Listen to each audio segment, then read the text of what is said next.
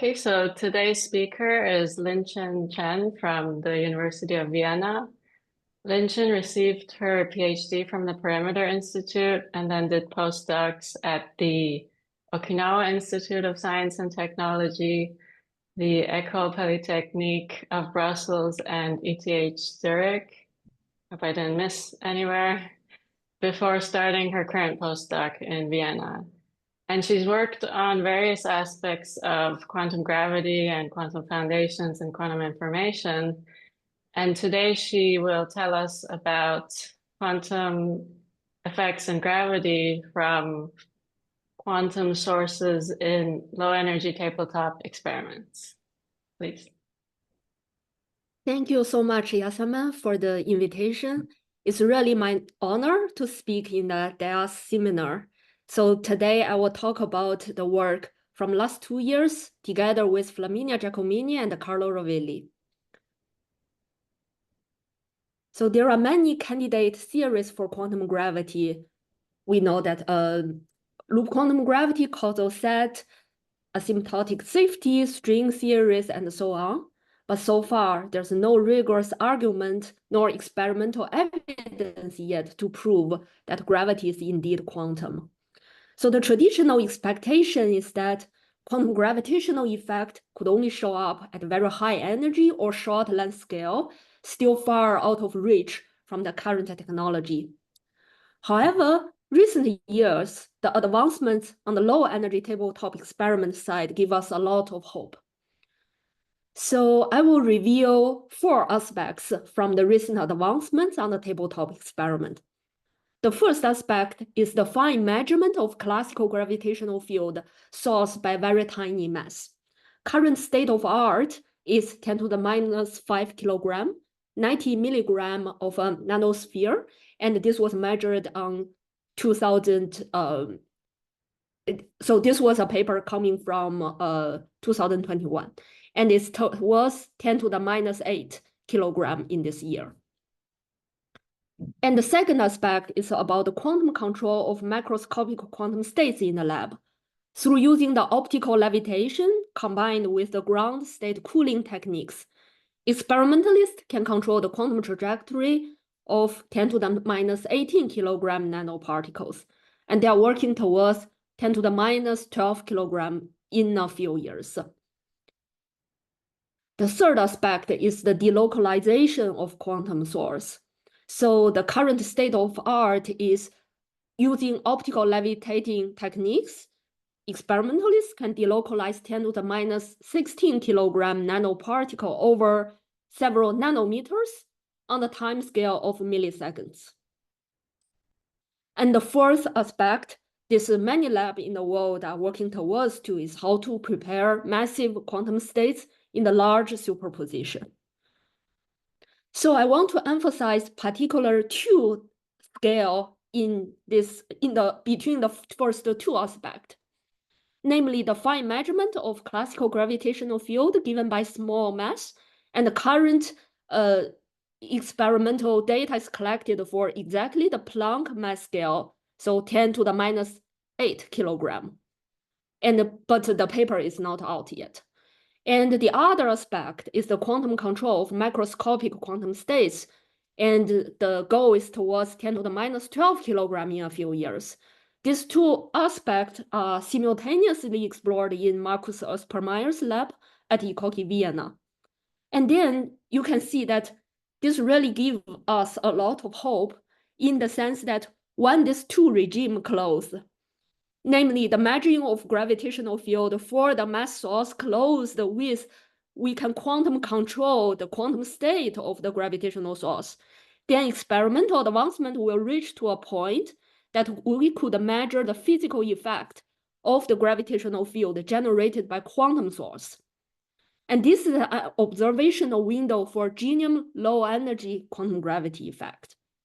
As a theorist, that my background is coming from the UV side of quantum gravity, this is especially exciting that now we have some hope to see observation in the next couple decades.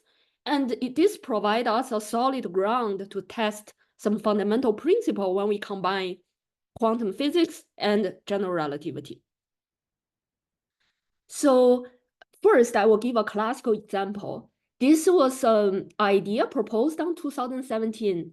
However, it traced back much earlier, date back to 1957 at the Chen conference. Feynman had the idea of how about you prepare massive quantum particle in superposition and consider its interaction with test particle. In that conference, Feynman concluded that if you believe in quantum mechanics up to any level, then you have to believe in the gravitational field quantization in order to describe such a scenario.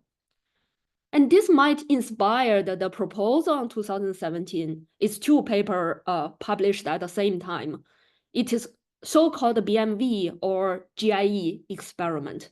It's a very elegant, simple idea to show us how powerful one can use certain quantum information techniques to draw a conclusion about the nature of gravitational field.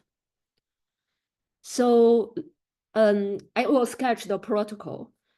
So initially, you have two spin particles. This is the order of magnitude, the scale that the author gives in the paper. So these two massive particles have spin degree of freedom that you can couple it with electromagnetic field to change the position. Through an inhomogeneous electromagnetic field, you prepare the two particles initially was in a tensor product state to be in two branches, each of them in two branches of the superposition.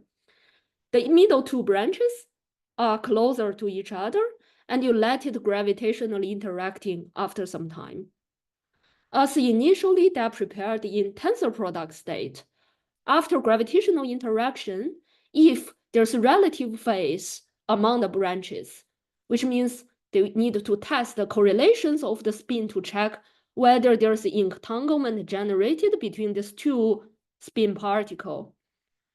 So it is this delta phi relative phase.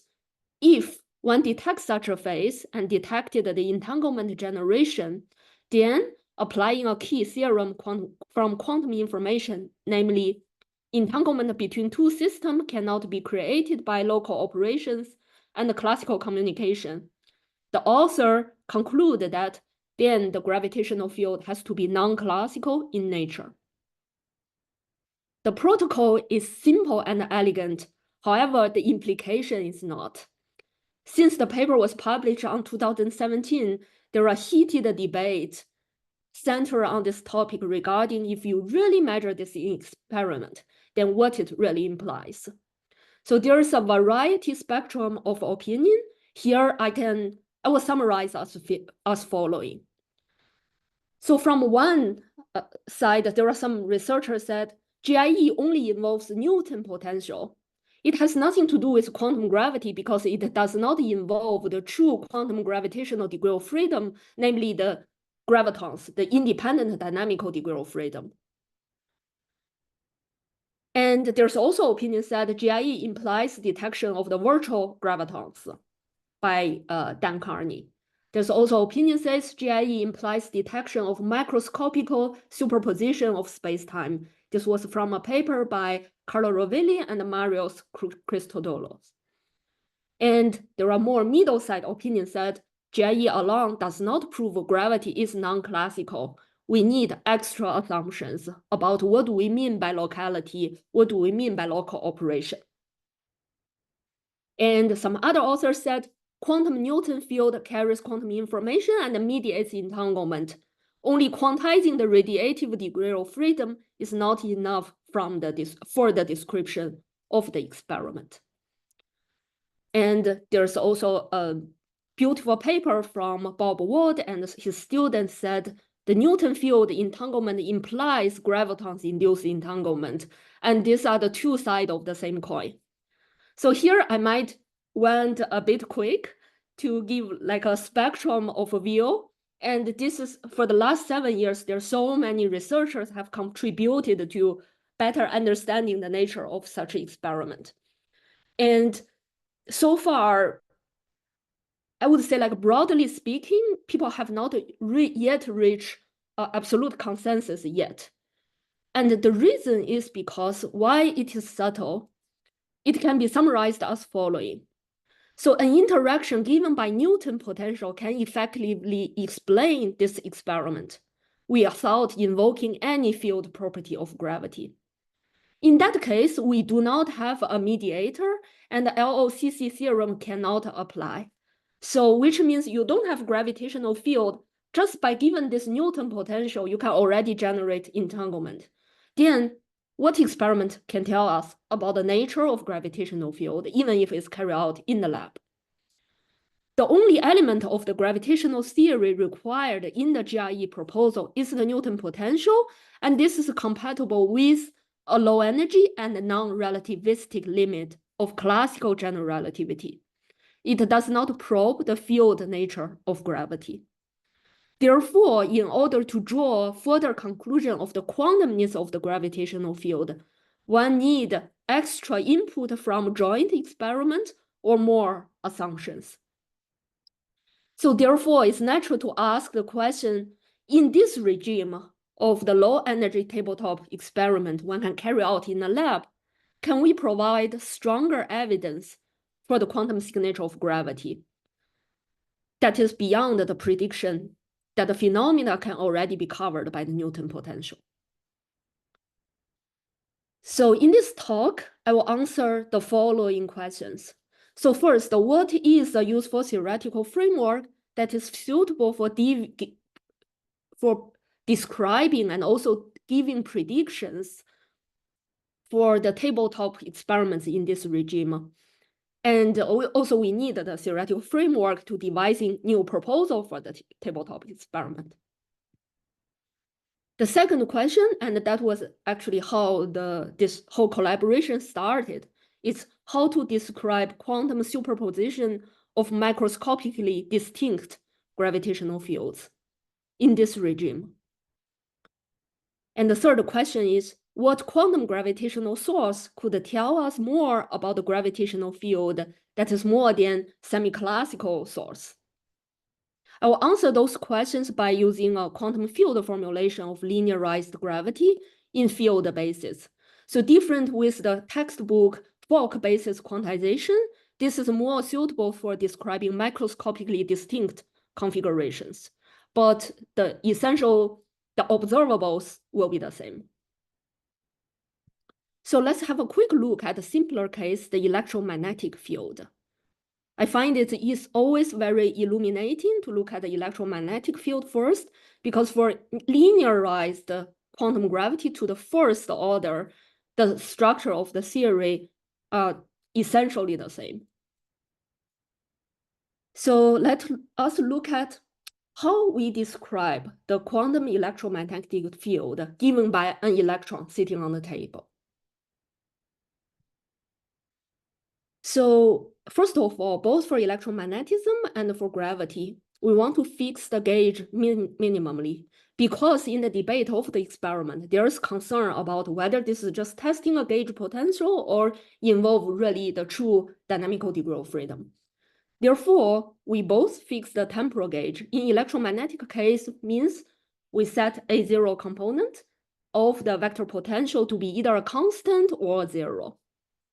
In electromagnetism, the electric field and the spatial component of the vector potential are canonical conjugate variables.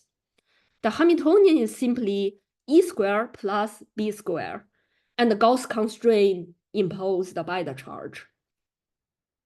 So instead of the fork basis that's trying to describe like photon excitations, we use field basis. What it means is that we are looking for the representation that diagonalizes the field operator. Given a A basis, it describes a whole field configuration of A in the whole space. And one can write the wave function in the Schrödinger representation as the following. So the Gauss law of electromagnetism ensures that the gauge invariant of the quantum state. In vacuum, what it means, this is in the vacuum expression of the Gauss law, written in terms of in the Fourier space, so in the momentum space. And from this first equation, oh, you can't see my pointer, that's the problem. Okay, in the vacuum case, what it implies is that a gauge invariant vacuum is independent of the longitudinal mode of the vector potential, and such a state is constant along the gauge orbits. When you have a charge such as a QX sitting on a table, then the effect of such a charge is that it turns on the longitudinal mode of the electromagnetic field. So the vacuum state, one can solve it as it is the ground state of the Hamiltonian, and it's essentially the Gaussian of the transverse mode. So it's like the most general form one can write down for a ground state that is gauge invariant, which has the expression as following. And so you can see on the picture on the right side, the Gaussian lives on this yellow plane, which is the transverse mode of the vector potential, orthogonal to the green arrow of the momentum. And so this is the well-known gauge invariant vacuum state functional for the electromagnetic field. When we have charge, the solution is the following. So basically on the vacuum state, you do a phase shift that is dependent on the charge and solve the Gauss constraint. And so one can check that the energy of such a state is, as we expected, is like a self-energy of the electron. So this equation gives you the expression of is in the A representation or this is both in the A representation, sorry. This is written in the second lines in the more familiar magnetic field.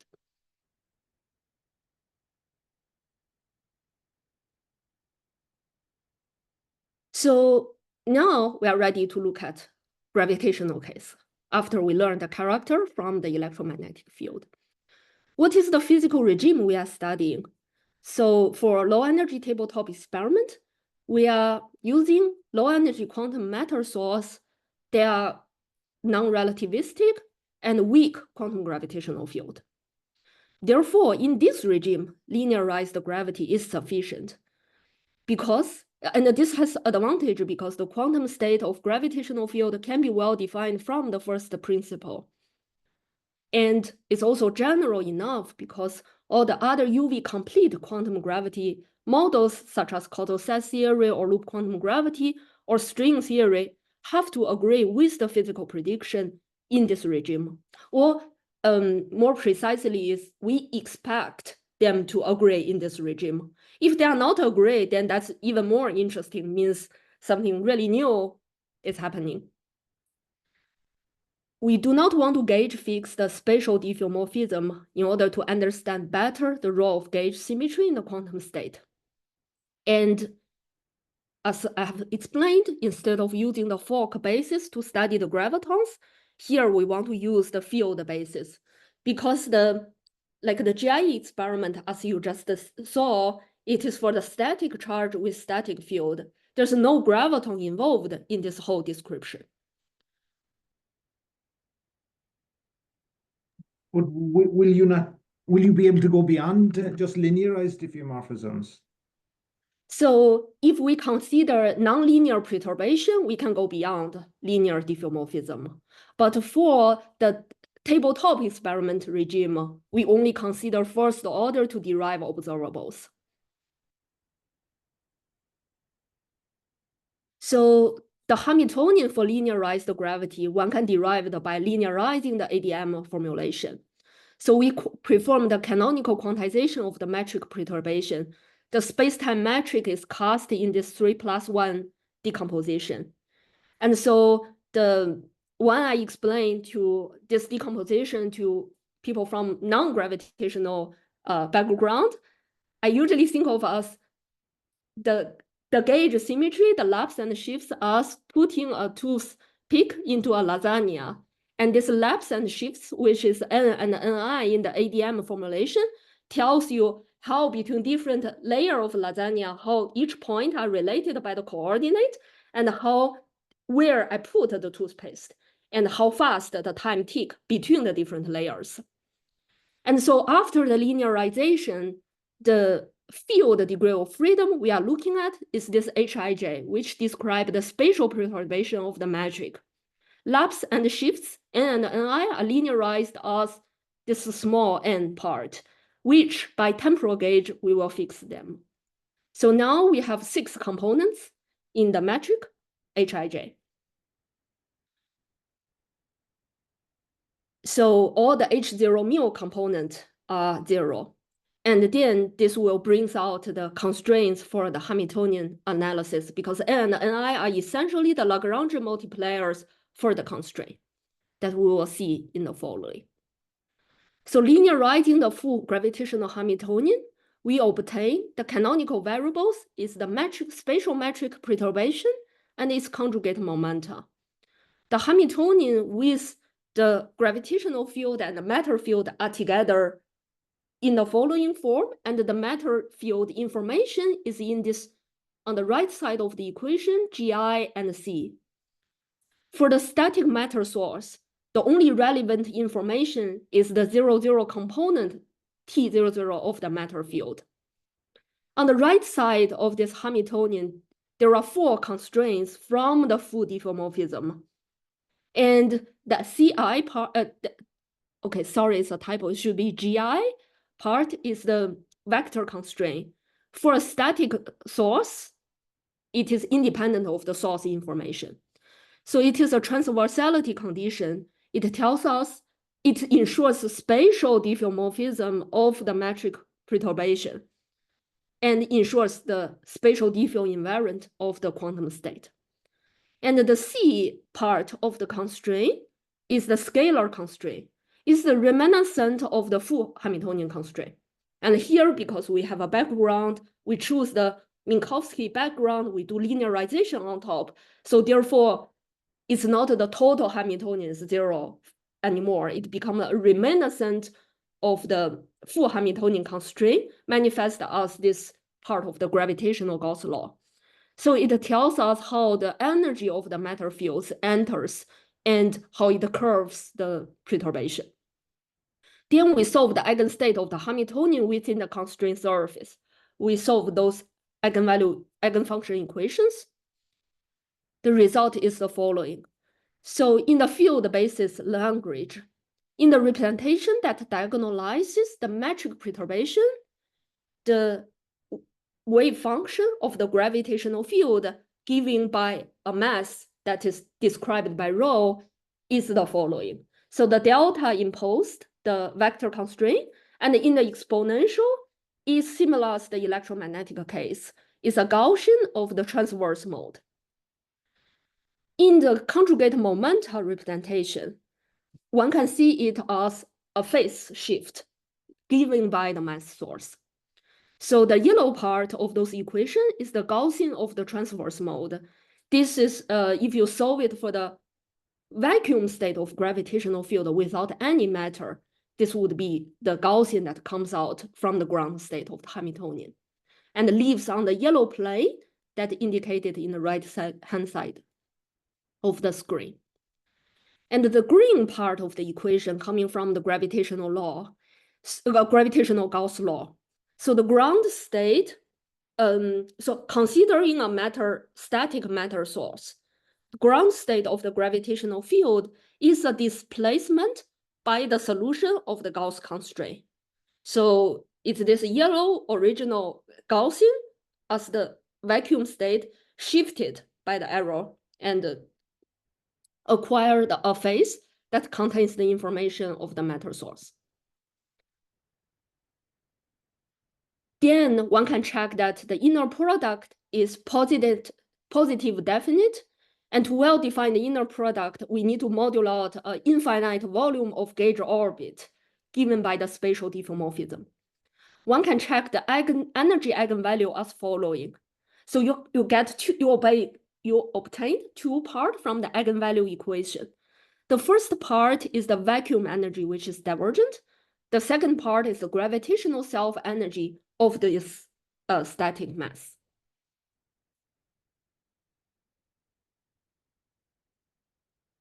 So then we can use this formula to describe the BMV phase. So basically the superposition of such semi-classical localized source can give us the superposition of macroscopically distinct geometry in this linearized gravitational regime.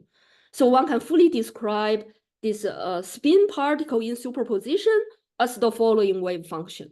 And this delta indicates where my localized source is. Generating entanglement is a genome quantum effect coming from this whole quantum Newtonian field. And if one only considers the quantization of radiative degree of freedom, it is not enough for the phenomena. As you see that the evolution period of accumulating such a phase is totally static. There's no graviton production in this period. And therefore, we need a full description of the quantum Newtonian field to make sense of the phenomena. However, one may puzzle with the question, this phase one can write down just by a Newton potential. Then why we are carrying out all this linearized gravity quantization to predict the same phase? What's the advantage of doing so? Okay, before that, let me summarize a bit. So I think this table is actually very illuminating of the structure of the theory. It compares the linearized gravity to the first order and the electromagnetic field to see that how similar they are. So we fix the temporal gauge on both sides, and the second line is their canonical is the canonical pair and the Poisson bracket. For linearized gravity, we have 4 constraints, which means we have 6 independent entry on the Hij, symmetric tensor, minus 4 constraint. We have 2 dynamical degree of freedom. And in electromagnetic field, we have 3 entry in the spatial part of the vector potential, minus 1 constraint, we have 2 dynamical degree of freedom.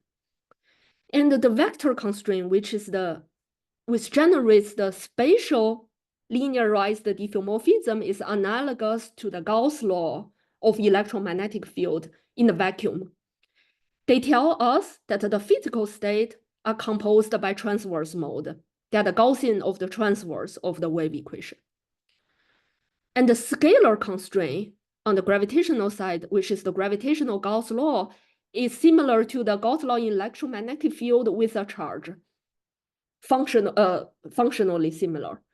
And so similar as a static charge turns on the longitudinal mode of the vector potential, in gravity that will be static mass source turns on the trace of the transverse degree of freedom of the metric perturbation. So I would say linearized gravity is very simple. By constraint structure, it's as simple as electromagnetism. The only difference comes in is how the matter degree of freedom is encoded in the theory.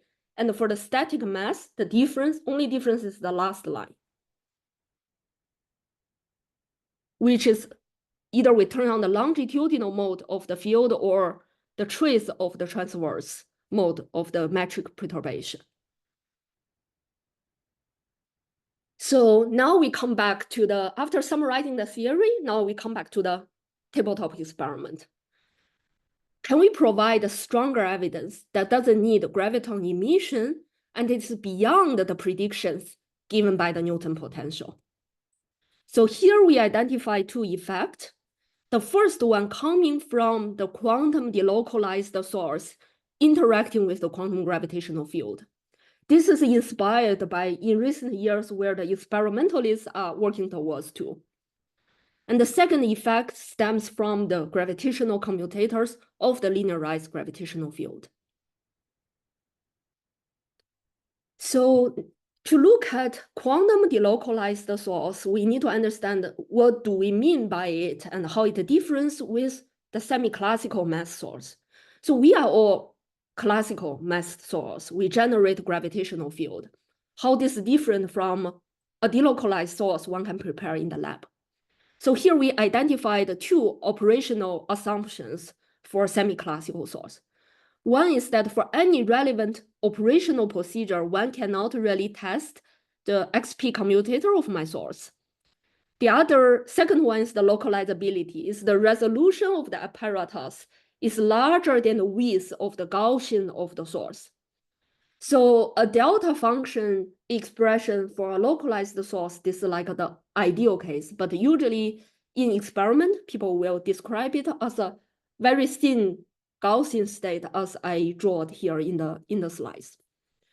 So because we ignore the commutativity in the source, therefore the T00 and X operator, they are mutually diagonalizable. Superposition of semi-classical localized source gives us a superposition of the so-called semi-classical spacetime, which appeared recently a lot in the literature in the intersection between quantum foundation and gravity. So in this regime, the state of gravitational field are orthogonal. They are microscopically distinguishable. However, there's something unsatisfactory or say pathological of such approximation in the sense that a tiny shift of the source makes the gravitational quantum state perfectly orthogonal. This is indicated by the picture under it. So you have two localized source, but they are still have some quantum waves. And you just separate it with epsilon apart from each other. So for the source quantum state, the inner product is not zero. The overlap is not zero. However, if you calculate it together with the gravitational field, they become orthogonal. And this is natural coming from the approximation, or saying it's a defect from such approximation because we have already assumed that the resolution of apparatus is larger than the width of the Gaussian. So one cannot describe what do we mean by I have a matter source that's wave function overlapping with each other in this regime. For genuine quantum source of the gravitational field, we consider the commutator from the source. And therefore, the delta X and the delta P become non-negligible. In this regime, the stress energy tensor, zero component of it, or Hamiltonian and X are not mutually diagonalizable anymore. Any eigenstate of the energy are in general non-local in X. This is important because this is actually the information enter the gravitational Gauss law. So gravitational Gauss law is the simple expression as the equation I showed on the screen. And if the mass source is not an eigenstate of the Hamiltonian, the gravitational field must involve a superposition of the different perturbative matrix. And one can check that the gravitational field of a delocalized quantum source is not given by a superposition of semi-classical localized one. It's functionally, the effect is functionally different. So in summary, this is like an intuition change we need to have when we have a general quantum source. So instead of the superposition of localized Gaussian, or saying that the linearized Einstein equation can be solved by just the matter density at each point, when we go to the general quantum source, we must look at the different bases to solve it for the energy eigenstate of the quantum source. And then let's consider a scenario which involves two static delocalized. So would you not expect to use the modulus of the wave function as your source, which would still be spread? The wave function is spread over some space, so you shouldn't quite take the mass to be a point source, or yes, exactly. You should. So it turns out that, like the picture here, the wave function is spread, but if I resolve in the localized basis and calculate the gravitational field, this is a different result than we resolve it in the energy basis and calculate the superposition of gravitational field. I see. Okay. Although this effect is small, but experimentally it gives a functional different phase in the entanglement. That's what we are going to see. So now let's consider something very similar with BMV experiment, but we have two delocalized quantum sources interact gravitationally. In the temporal gauge, the interacting Hamiltonian is 0 at the leading order. So because my source is quasi-static, Tij are all 0, and in temporal gauge, the whole interaction Hamiltonian is 0. At that moment, I was surprised, whoa, okay, where's entanglement come from? Actually, entanglement is already fully encoded in the Gauss constraint. This is where the information of the matter field enters. And after solving everything, one can get that for each branch of the superposition labeled by energy basis, the eigenvalue of the gravitational Hamiltonian reads the following. And therefore, the entangling phase in the final state, which we expressed in different energy bases, will have a different functional form than the localized source. And such an effect is the same order of the Newton G and C and those scale in the experiment. And one can change the potential for the quantum source to help us to make the signal more apparent. Under a semi-classical localized limit, when we restrict the quantum source to be localized one, it immediately recovers the Newton potential. And so even though the calculation is simple, but this is a nice sign for experimentalists on what they could work on, let's say, tuning the potential, tuning the gap between the energy levels, between the sources to try to identify this phase. And the important thing is this cannot be predicted by the Newton potential. So this is the limit. If we take to the thin Gaussian, we recover the Newton potential. Sorry for doubling the slides. For general quantum source, the analytical form of the phase cannot mimic the most common models in which a quantum description of gravitational field is not adopted. More precisely, interacting through Newton potential, it does not predict the same phase for a delocalized source. And we also checked that Schrödinger-Newton equation cannot produce such a phase. And if gravity is kept classical, but coupled to quantum matter, the time evolution is stochastic open system dynamics, and one wouldn't generate entanglement even in that case. So therefore, because the field aspect of gravity is probed by this delocalized quantum source, observing such a functional form of entangling phase is a stronger evidence that gravity needs to have a quantum description. It's a stronger evidence than what we could conclude from the BMV experiment of using the spin particles. So then I'm also thinking like, what can give us even a stronger and more explicit evidence that gravitational field is quantum? The first thing usually come to us is that the commutation relation.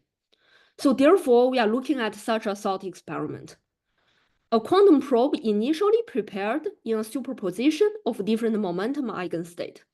There's a gravitational field generated by a quantum source in green, and the interaction is described by this interacting Hamiltonian. Now I allow my source to move, so therefore the spatial part of the stress energy tensor is non-negligible.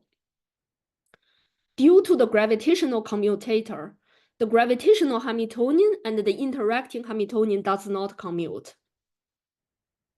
And so we throw the test particle in the gravitational field and recombine.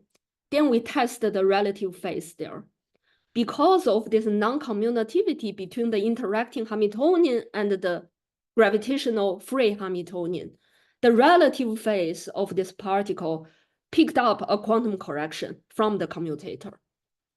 So this alpha is not alpha is actually 1. It only labels the order of commutator I applied during the calculation, and the phase scales nonlinear with time.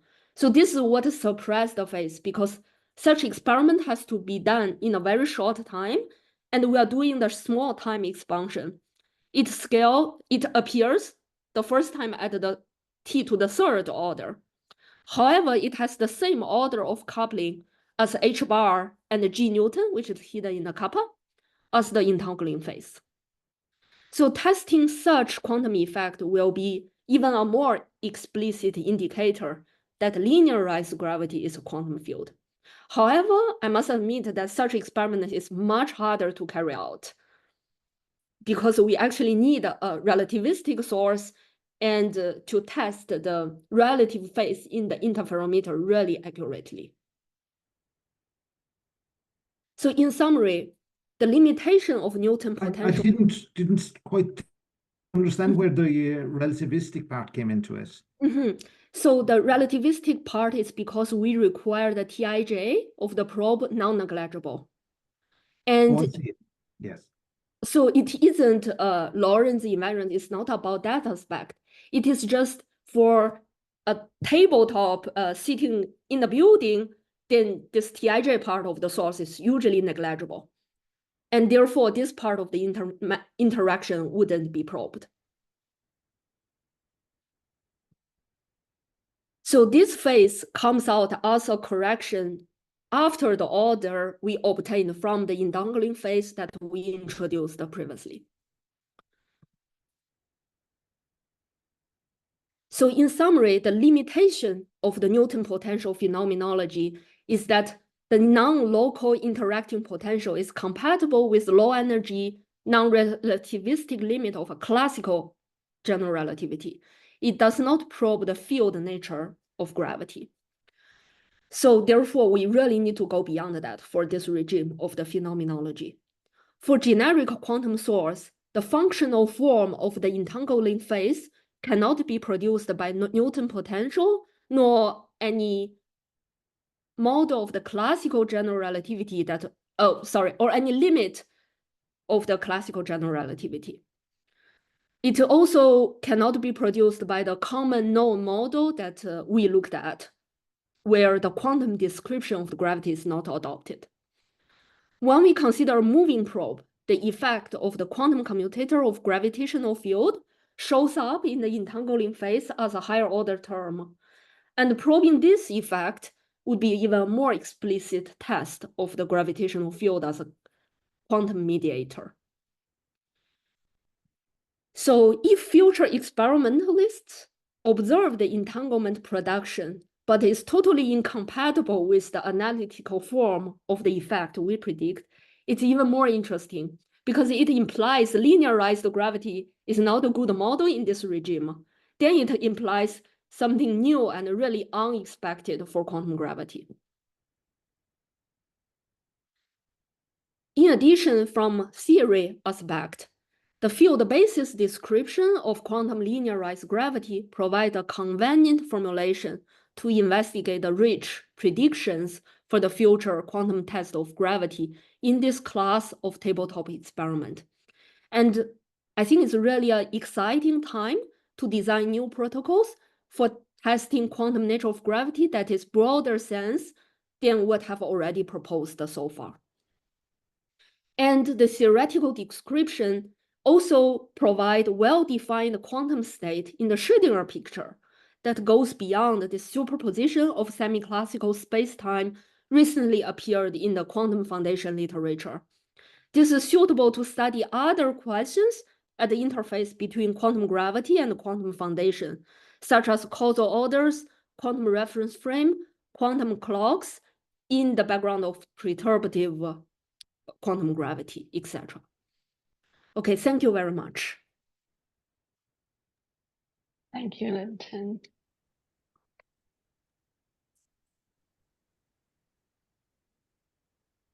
Any other questions?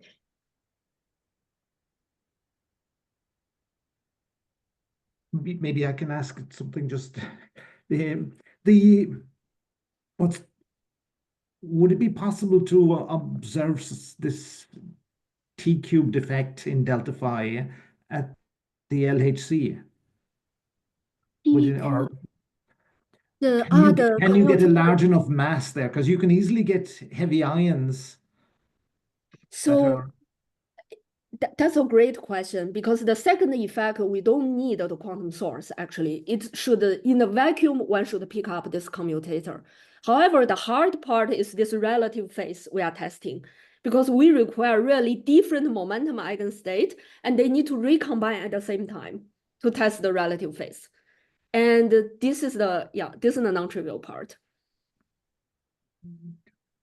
And also, in addition, so you will pick up the commutator from electromagnetic vacuum and the other strong interaction. Those are higher order, sorry, not higher order. They are stronger effect than the commutator of the gravitational vacuum. So we also need to learn how to isolate this gravitational signal.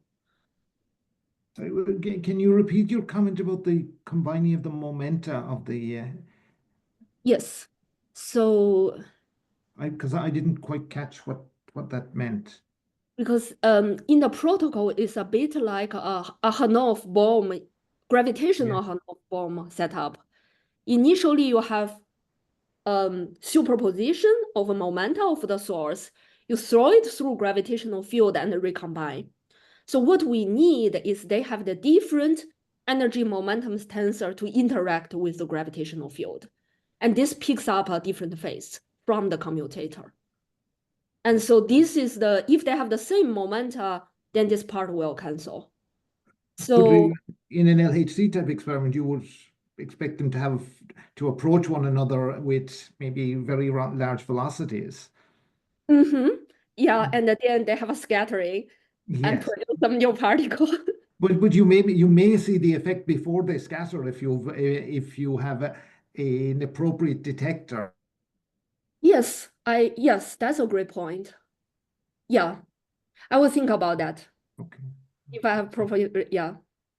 So this is essential. I think it's equivalent as picking up vacuum fluctuations. This commutator, yeah. Yeah. I have a question. Hi. So you have considered the linearized gravity that, of course, is compatible with GR, right? So, Yes. So means that there is a Levi-Civita tensor. But I was wondering, more in general, as a more conceptual question. So can you test eventually theory that are a little bit different from linearized gravity, like theory with torsion or non-metricity? I mean, in principle, the fundamental theory of gravity can be a little bit maybe eventually different from the usual one. Like if there are source of torsion, then torsion is not zero anymore, and then you have a even richer structure at the geometric level. I mean, is there any way maybe to when you said your last point, that some prediction can be not in line with some measurements?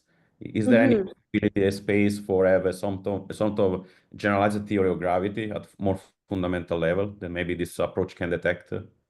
Or that's a great question. There's a few aspects I can answer. So from this calculation, because we are only consider the first order linearization.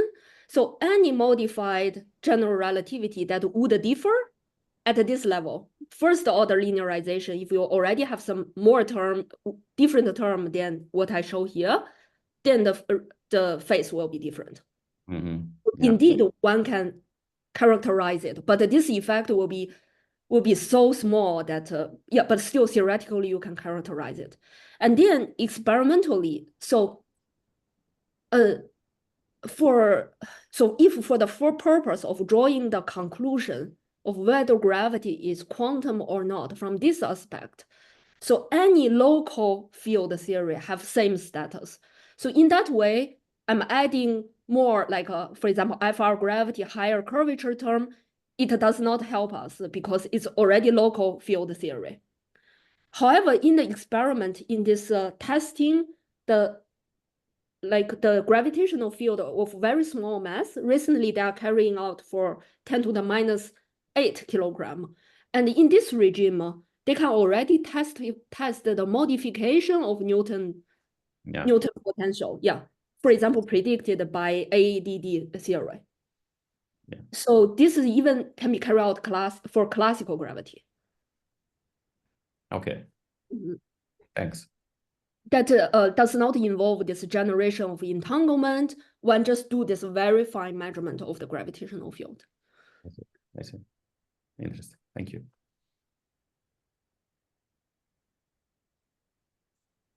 Any more questions?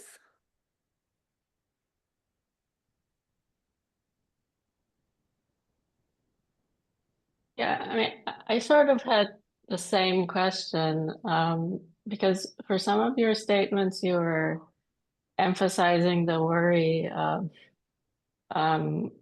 whether some of the conclusions depended on relativistic versus non-relativistic limits or the Newton potential or not. But more generally, how do you deal with non-classical versus classical, but something different than what we're used to? So how do you handle that question more generally? I think you sort of answered it to some extent here, but could you? The classical versus non-classical of the source. Of the effect that, yeah. So for relativistic or non-relativistic, it is more for a matter of feasibility because the second effect need a fast moving source and the first effect is for a static source. So it's not a conceptual different, but the relativistic regime only add feasibility challenge for this regime of tabletop experiment. But however, the core here I want to emphasize is the difference of the quantum source versus a superposition of semi-classical source. This gives us really a functional difference. Let's say I have the same wave function, but I treat it as a superposition of the thin Gaussian state. So for instance, like in this picture. In this picture, if for this delocalized mass source, I'm using superposition of semi-classical source to approximate it and calculating its quantum gravitational field, then I get a different phenomenology than resolving it considering the commutators of the quantum source. And this part becomes relevant in the current regime that the experimentalists are trying to probe because they are trying to prepare the mass source that has quantum feature. And therefore, by making use of this feature, we can predict things beyond Newton potential. So if I'm using the classical source by superposing them to predict for the experiment, then there's no difference as I'm putting a hat on the Newton potential, which is in this expression, which is no difference than using this, a non-local interacting potential and superposing of localized source. And therefore, it's very hard one cannot draw a conclusion of the quantumness of gravitational field. So I think the key point is that when the phenomena can be equally predicted by a non-local potential, one cannot draw the conclusion to say gravitational field is non-classical because the original LOCC theorem is not applicable anymore.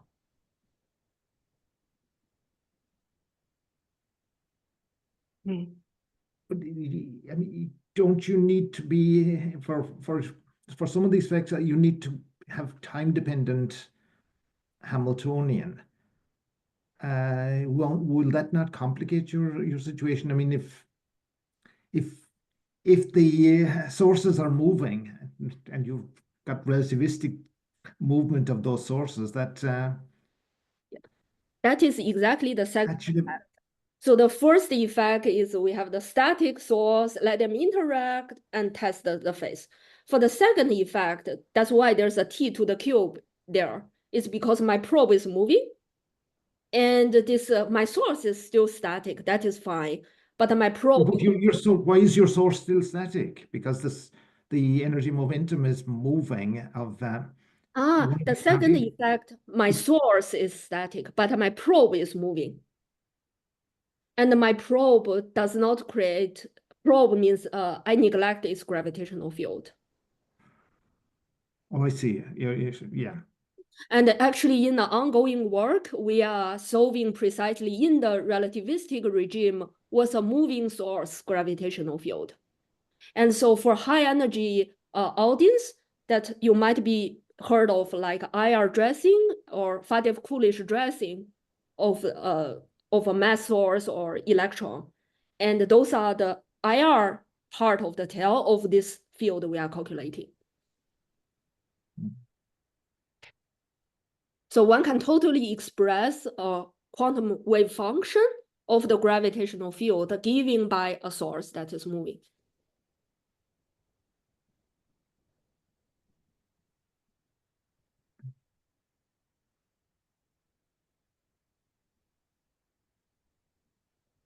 What did you say the experimental prospects of this are? For the static source, or so the current state of art is that experimentalists still do not know whether it's easier to prepare this BMV configuration of putting a spin particle in superposition or using some technique to delocalize the source. So for instance, you can have you use optical potential to trap a particle, and then you use another potential to let it free fall and delocalize this wave function and let it to interact with another source prepared in the same way. And so this is extremely hard, but still it's within the regime of consideration in the next decades or so. So like, that's why we are looking for effect in this regime. But for this moving probe that need a superposition of momenta, this is more like for theoretical interest, because we realized that, oh, in the interferometer experiment, one can observe the commutator from the H and pi field, and that is interesting. But to really measure it, I think that takes a longer time.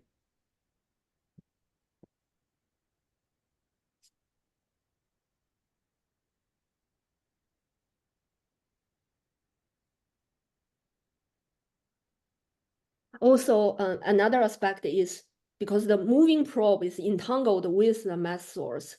So to really capture the relative phase, if you trace out the source, this will decohere. So you actually, more than measuring the probe, you also need to measure the quantum source at the same time.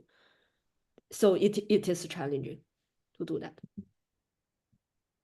But I find it very fulfilling to think in this direction because my PhD background is in the UV side of the quantum gravity. And the theory is very cool, but I do not see how to test the predictions within my lifetime yet.